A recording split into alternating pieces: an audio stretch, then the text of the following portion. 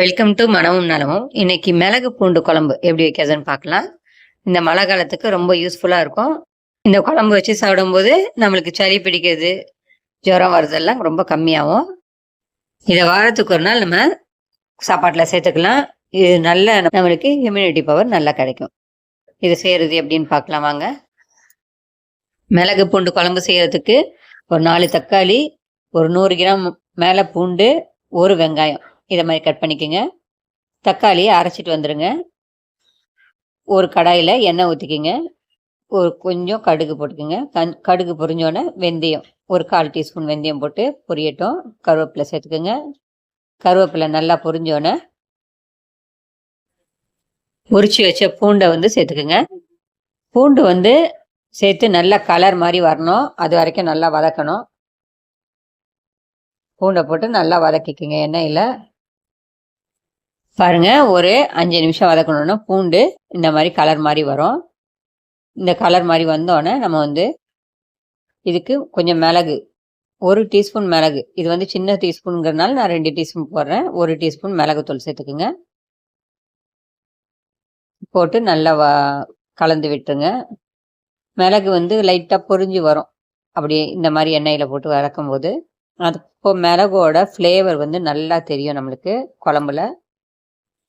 ஒரு 30 செகண்ட்ஸ் ஆனோடனே அரைச்சி வச்ச தக்காளி, 4 தக்காளி எடுத்துருந்தோம் இல்லையா, அதை நல்லா மிக்ஸி ஜாரில் கொடுத்து அரைச்சிக்கிட்டு அதையும் சேர்த்து வதக்குங்க.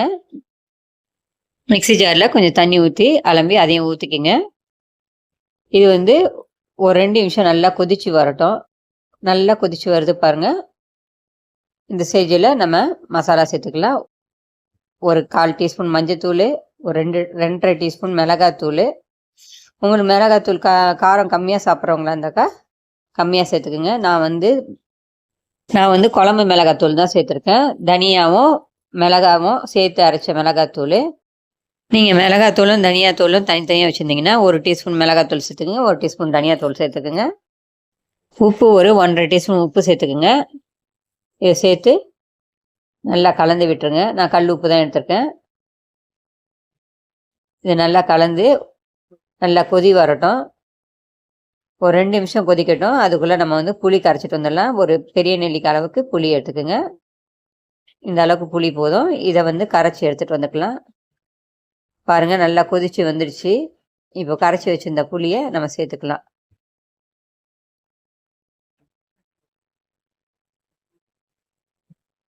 அதை பாருங்கள், கரைச்சி வச்ச புளியை சேர்த்துக்கோங்க.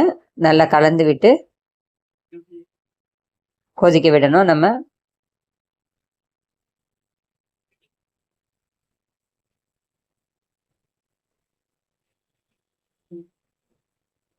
ஒரு 2 நிமிஷம் மூடி போட்டு வச்சிருங்க. இப்போ குழம்பு கொதிச்சு எண்ணெய் பிரிஞ்சு வரும் பாருங்க. குழம்பு கொதிச்சிச்சு, எப்படி எண்ணெய் பிரிஞ்சு வந்திருக்கு பாருங்க.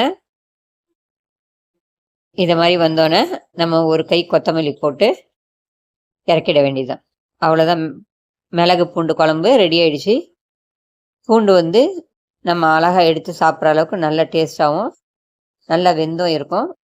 இந்த மிளகு பூண்டு குழம்பு உடம்புக்கும் ரொம்ப நல்லது, சாப்பிட்றதுக்கும் ரொம்ப டேஸ்ட்டாக இருக்கும். நீங்களும் இதே மாதிரி செஞ்சு பாருங்கள். செஞ்சு பார்த்துட்டு கமெண்ட் செக்ஷனில் சொல்லுங்கள் எப்படி இருந்ததுன்னு. இந்த வீடியோ உங்களுக்கு பிடிச்சிருந்தா லைக் பண்ணுங்கள், ஷேர் பண்ணுங்கள், சப்ஸ்கிரைப் பண்ணுங்கள். நெக்ஸ்ட் வீடியோவில் நம்ம பார்க்கலாம்.